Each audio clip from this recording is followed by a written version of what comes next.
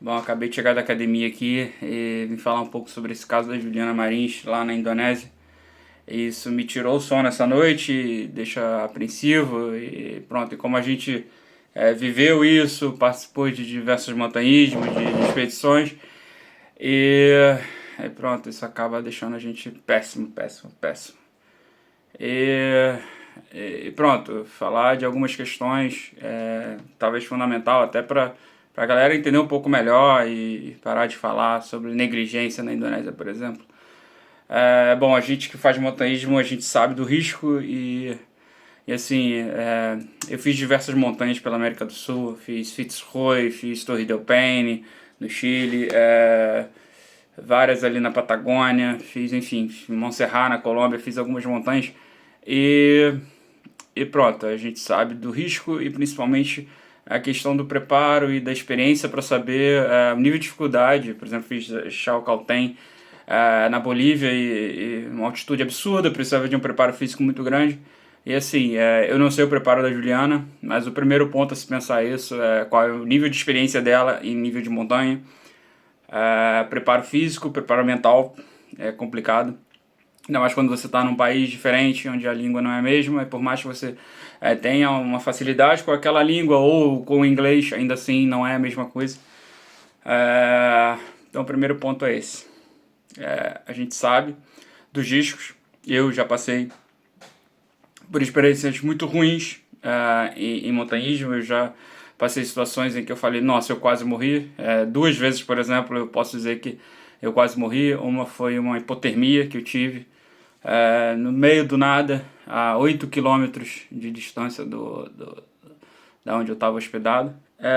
E outra foi uma vez que meu pé afundou até o coxo, acima do joelho, na neve e começou a ter uma avalanche.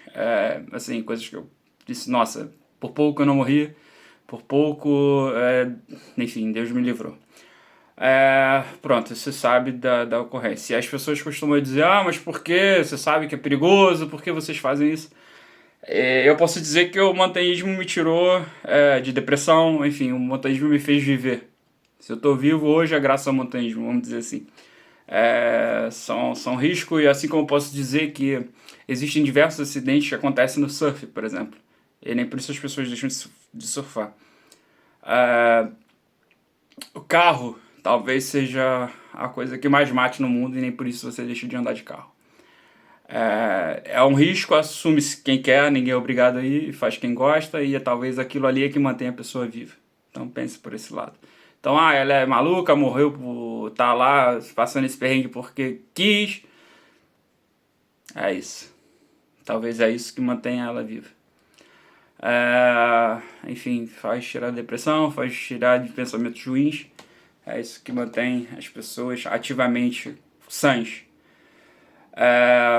Segundo ponto, que acho que esse é o mais crucial aqui desse papo. Quando você faz esse tipo de esporte, você sabe do risco e da dificuldade que é o resgate.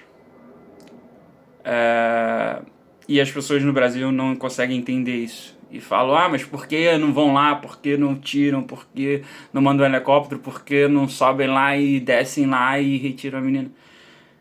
Bom, é a segunda maior montanha da Indonésia. São 4.000 metros praticamente de altura.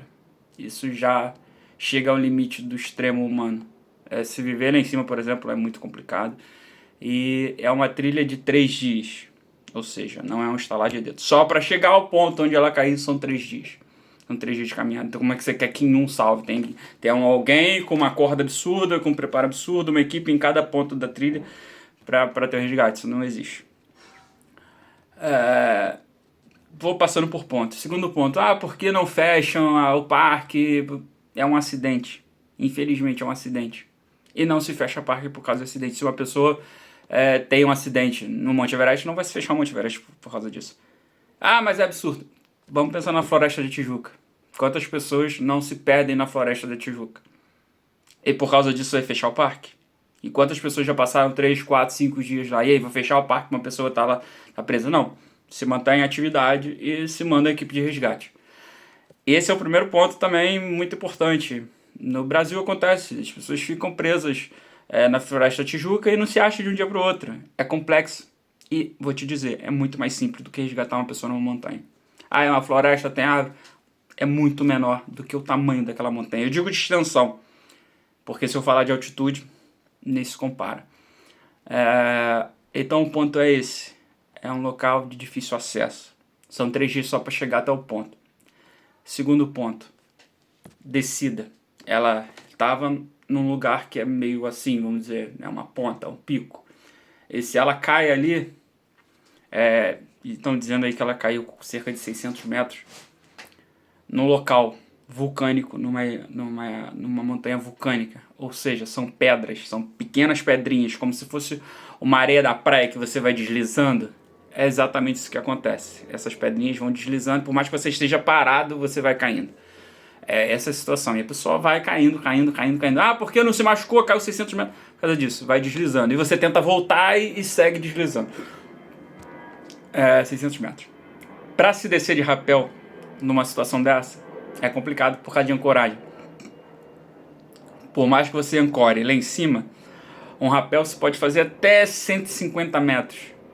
Porque a corda começa a ter muito peso e você não consegue mais descer. O que você tem que fazer? Ancoragem. Você tem que furar a via, ou você usar uma ancoragem que já tem, costurar, descer a corda inteira, passar nessa nova via e descer.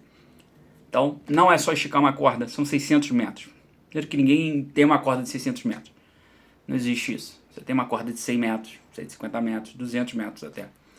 E depois é isso, você desceu, 150, 100, precisa ancorar de novo. E como é que se ancora numa região vulcânica, uma região de... É poeira, é muita poeira, muita pedrinha, não tem como ancorar, não tem como descer, é impossível descer. Você precisa de uma equipe, precisa de escaladores profissionais, e é uma estrutura absurda para conseguir chegar até lá. Ah, por que não mandam um helicóptero? Não existe. Um helicóptero normal, padrão, não chega à altura de 3, 4 mil metros. 3 mil metros é o máximo. Um helicóptero militar consegue subir acima disso. Mas essa não é a questão. A questão é que é uma região montanhosa. A questão é que são vales. E é um clima de montanha, é um clima de neblina. Isso bota em risco, sim, e muito o helicóptero. Não tem como. Ah, mas é só esticar uma corda e descer. Não tem como se planar numa área de neblina, numa área montanhosa, numa área que você não vê, você esbarra numa encosta. Não é um plano onde você, ok, tô nessa altura e tá ok. Por mais que eu não tenha visibilidade, eu sei a altura que eu tô. Não, são rochedos para tudo quanto é lado e não tem como. É uma situação complicada. Ah, mas o pessoal tá sendo negligente. Cara, acho que assim, tem que cobrar sim, tem que exigir que façam resgate. Talvez muito desse resgate esteja sim, de fato, pela repercussão do que está a acontecer. Mas tem que agradecer também. E eu entro lá no Instagram, por exemplo, do parque, as pessoas estão a criticar e a falar mal. E, cara, estão a depender deles, sabe? Se eles simplesmente se emputecer, então tá bom, foda-se, não vou pegar mais porra nenhuma. Acabou.